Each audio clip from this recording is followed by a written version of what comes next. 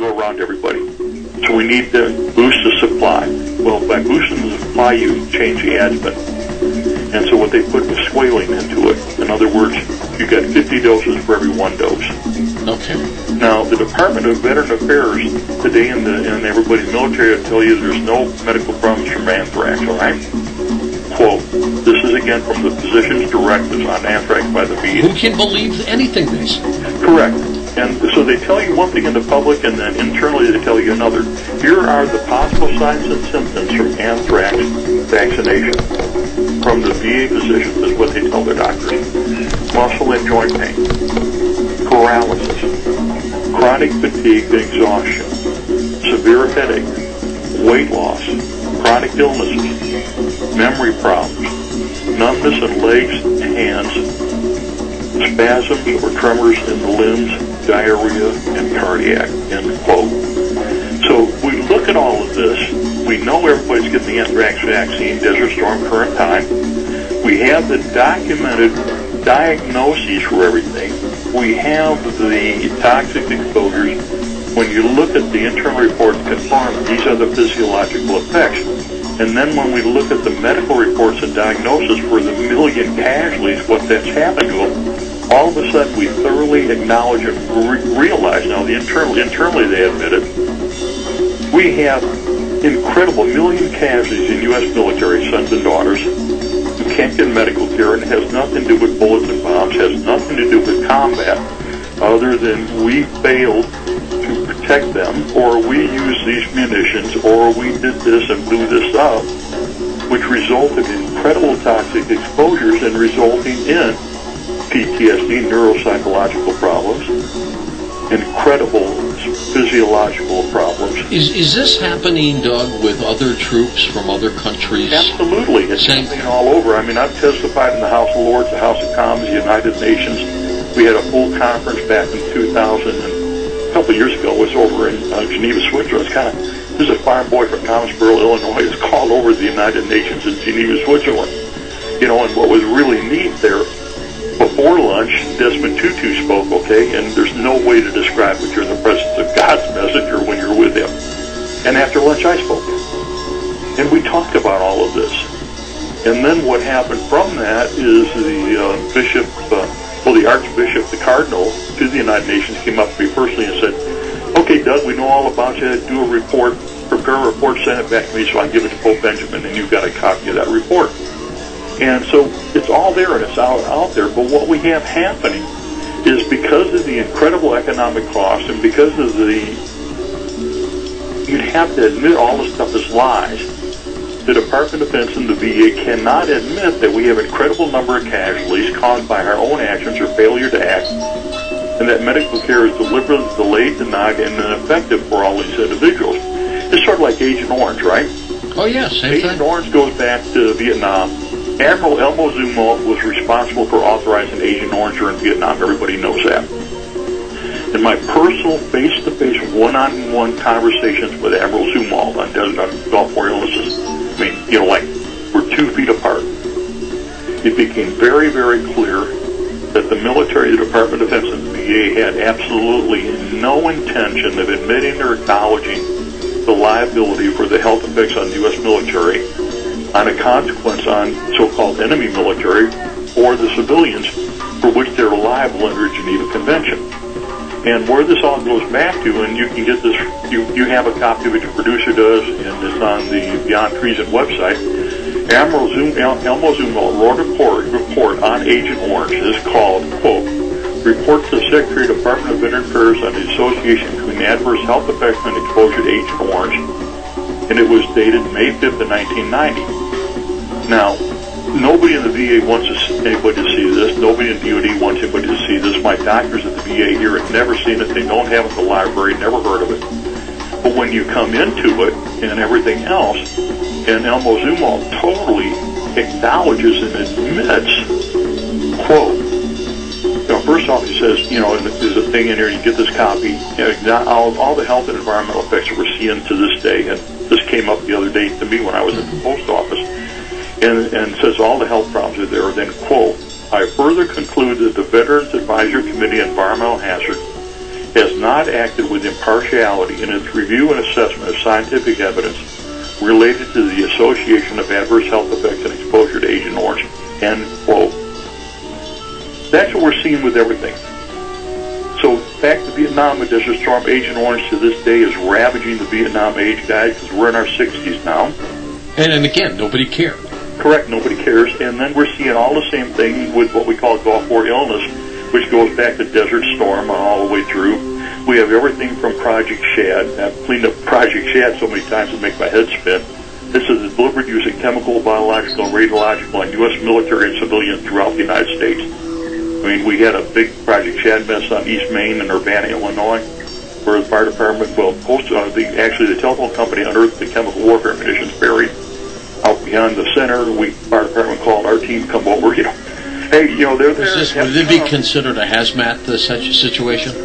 Yeah, incredible. Yeah. And, and the Army finally flew in with, the black helicopters, literally the black helicopters to remove it. But none of this ever happened. So what we're seeing is health and environmental effects throughout the U.S. military and our sons and daughters, throughout the U.S. population, as a result of our military operations, the contamination, extensive contamination in warfare, the extensive contamination on the military installations throughout the United States, both open and closed, and complete delayed denial of any of the health and environmental effects in order to avoid liability and not be accountable. So that's why the guys can't get medical care. They don't have the information. They're not provided the information. However, they know something happened. They know in their heart, they know deep down, my God, I was extraordinarily healthy, now I'm extraordinarily sick. My brain is not functioning. I was thinking straight, and now I don't know which way's up or down. One of the things we call it is, who are you, where are you, how'd you get here, and where are you going? The soldier, and I've seen this happen, personally seen this happen multiple times with my team, they'll be at one place, and then all of a sudden, where am I? How did I get here? They have no idea. Where am I supposed to go, and what am I doing? Happened with my best friend and my team leader, Sergeant First Class Raul Adolph, one of the true American heroes from Vietnam, the Desert Storm. Doug, how come you're not sick? Oh, I am. Oh, you are? Oh, yes. How badly? It's not about me. I got 60% going on up, and like I said, the VA here locally couldn't handle me, so they sent me to Washington, D.C. for the best of the best, and they're trying to help me. Okay, but Doug, you have how many times the amount of safe radiation in your body, though? Well, when the Department of Energy, when I did the research in Nevada, it came out of the test, and the Department of Energy, not the Army, did a test, and they told me 2.5 years later that I was blowing uranium at 5,000 times permissible level. 5,000 times? Yeah, and they never told me for 2.5 years. You're like a time bomb. Okay, Steve, a minute ago we just came out here from the car. Now the wind's picked up.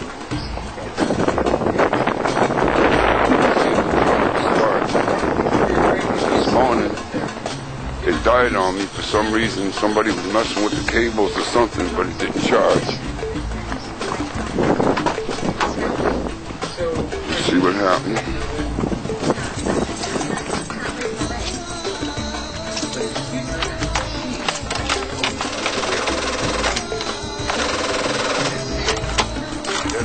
Door now. Well, then that's a sign. Good thing we didn't take off, right? That's right. Stuck on the highway. So we're going to go. Okay, this is the rock. We're going to do it. Sunrise is over here. It would help if you was in the picture, or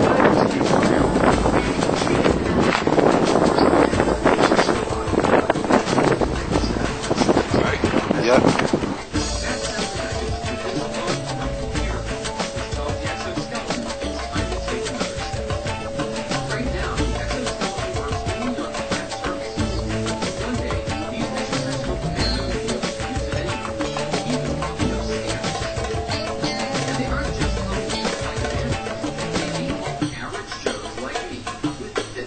So David, here we have the, okay, so let's go.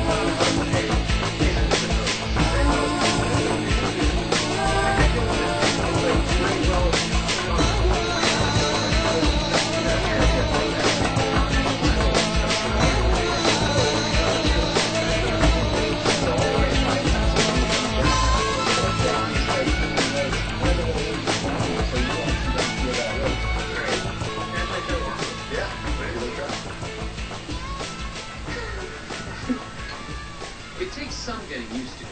There are fractions of a second where I suddenly feel really heavy. And then the robot says, oh, here, I can help you, pal. And takes some of the weight out. Yep. Wow. Don't worry, ma'am. I'll save you. That's what I'm here for, ma'am. Give me your hand. David Bowie is Backdraft. The boundary between a person and robots is already starting to change. Lots of people have mechanical hips, and then people have electronic interfaces to their cochlea. We are going to merge with our machines more and more. We're already merging with our machines. In the future, will wearable robots like this give almost anyone a leg up? You know, no one looking at us would ever know that you're a paraplegic and I'm a skinny nerd. It's hard to imagine just how much robots may change our world.